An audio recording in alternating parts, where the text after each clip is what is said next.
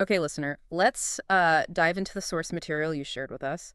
We're looking at this piece about Ricki Lake, Hmm. focusing on, well, her recent appearance in New York City, which is pretty striking, and the whole wellness journey behind it.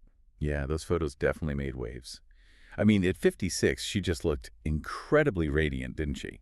This was what, Juneteenth? That's right. And the source, it jumps right in, highlighting the physical side and Yeah. stating upfront she's lost over 30 pounds. Looks stunning. Right.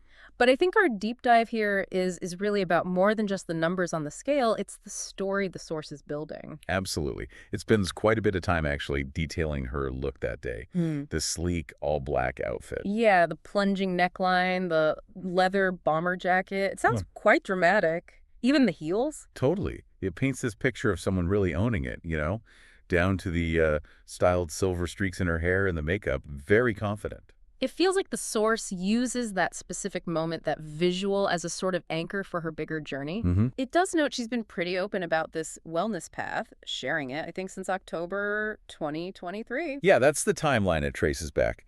And it brings in her own voice, too, from a recent gala. She confirmed the weight loss to People magazine. Oh, right. What does she say? Things like, I feel the fittest I've ever felt. And crucially, I've worked so hard for this. That quote, "I've worked so hard," that seems really central to the narrative the source is pushing. It Exactly. connects this current, radiant appearance to the challenges she's faced. This article does mention ups and downs, like Hmm. career stuff, personal life, even losing her home. That's precisely where the source's core insight starts to sort of crystallize. It frames this transformation not just as, physical change, Uh-huh. but really as a testament to her resilience. It talks about her evolution from Hairspray to the talk show to now becoming this beacon of resilience, especially navigating life well after 50. And the source is very pointed about how this happened. It makes a specific point, doesn't it? Emphasizing no plastic surgery, no gimmicks. Yes. And that detail is interesting because it really signals the source's angle here. This is presented as, like, authentic, earned, Right.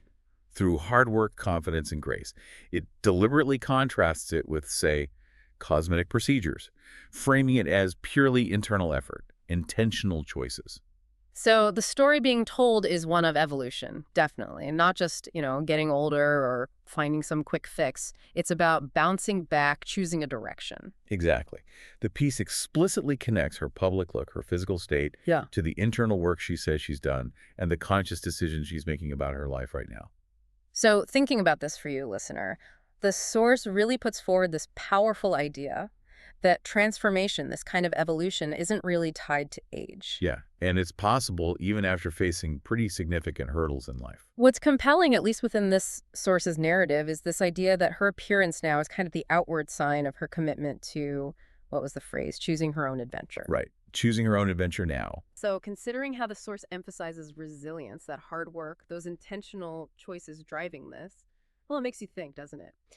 How might focusing on that idea, choosing your own adventure now, how might that resonate or maybe even